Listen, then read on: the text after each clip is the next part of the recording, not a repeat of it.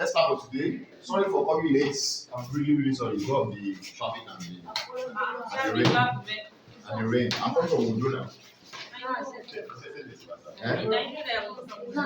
So, question number 3. We are still on portfolio theory. So, let's quickly look at number 3. Question 3.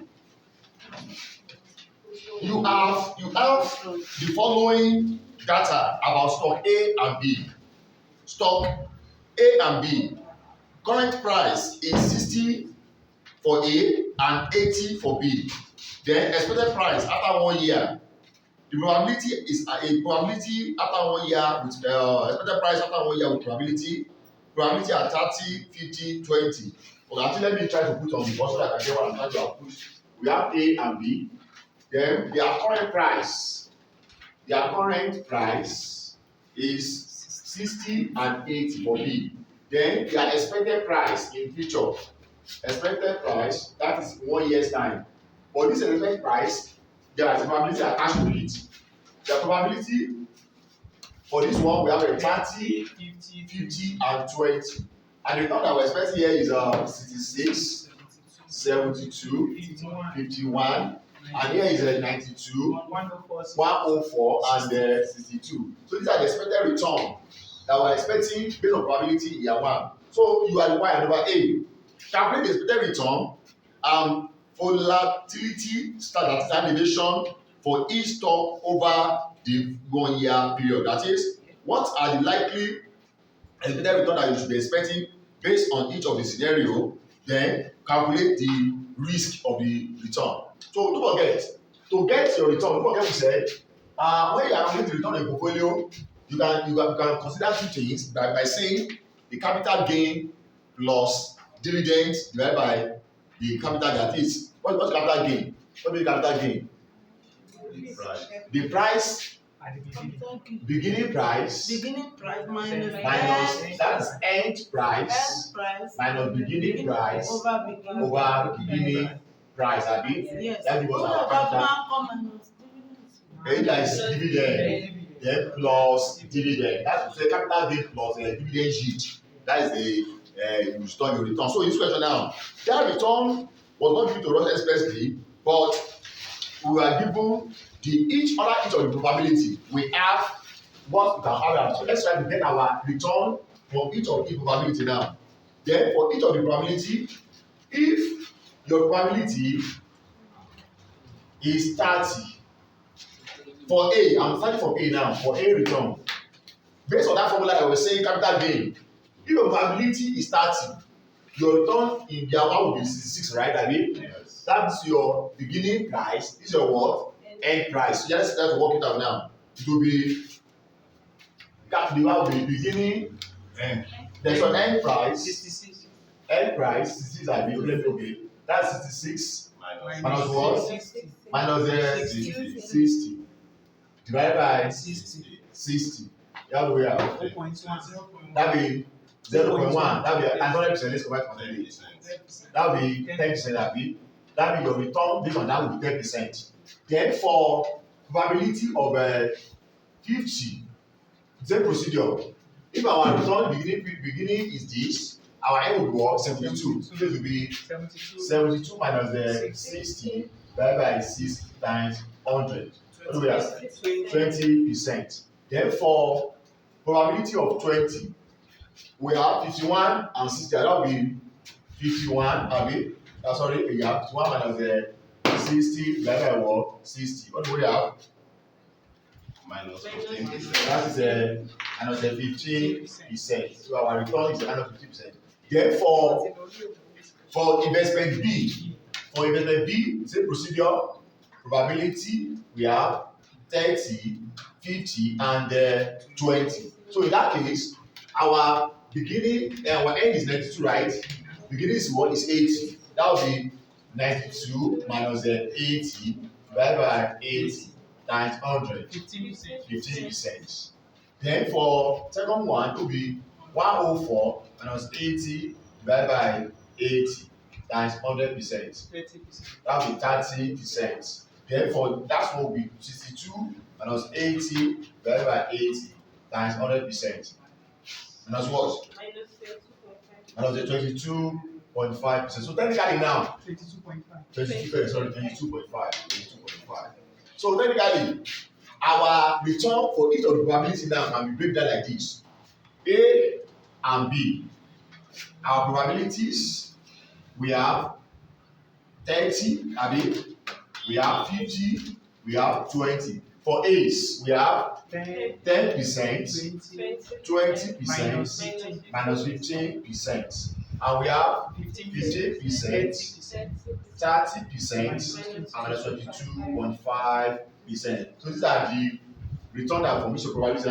Now, only way you are required, calculate what? The expected returns, are they? Yeah. So now to calculate the expected return, now what do we do? We multiply the probability times what? Times return. So the expected return now for each of them, our expected returns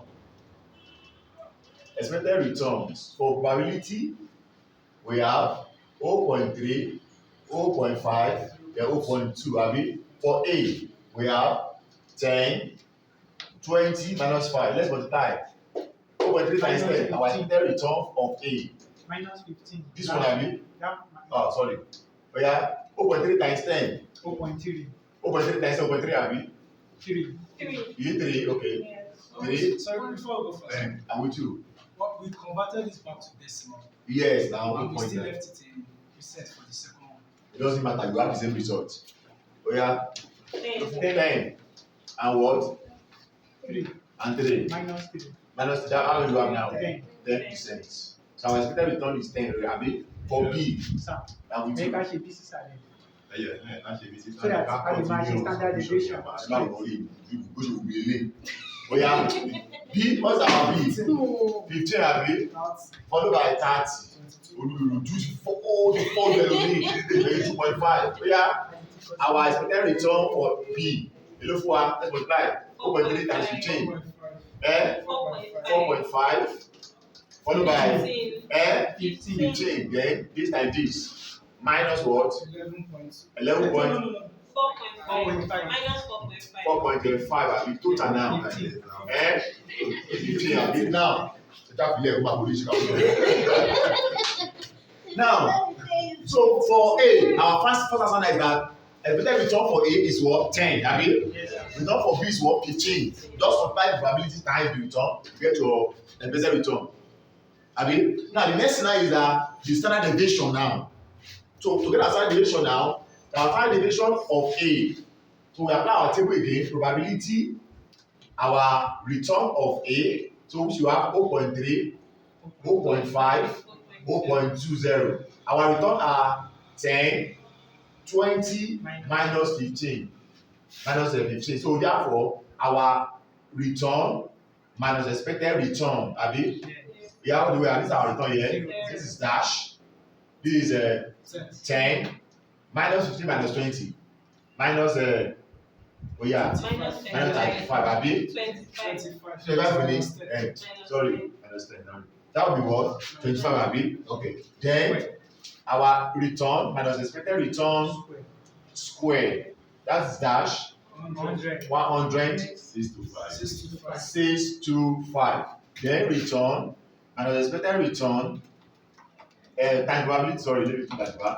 Probability multiplied by return minus expected return square. Where the last one?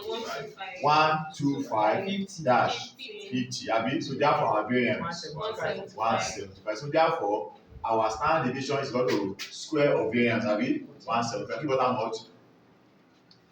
Oh yeah. 13.2. That is 13.23. That's our risk for A. Abi? Then standard deviation of B now. Standard deviation of B is the same procedure. Probability and the return of B. So we have 0.3, 0.5, and 0.2, right? Abi? So therefore, return for B is given to be 15, Abi? 30, then minus 22.5. Then our return minus the expected return of B. Yeah, what do we have? Dash. This one, dash again, Abi? Yes. The dash again. Oh, this one will be dash. Then 30 minus that 15. Minus 22 minus 15. minus 22 minus 15 minus 37.5. You minus this from this here. So therefore, return minus expected return of B all what? All square. Abi dash 50% square 225 minus 37.5 square 1406.25. Then multiply by probability. Probability times return and expected return of B of square. Dash. Last one. 281.25. That will be 112.5. So total 393.75. So that's our variance. So therefore, our standard deviation will now be equal to square of 393.75. The other way out, 90.84. My camera forward us here. So give us my.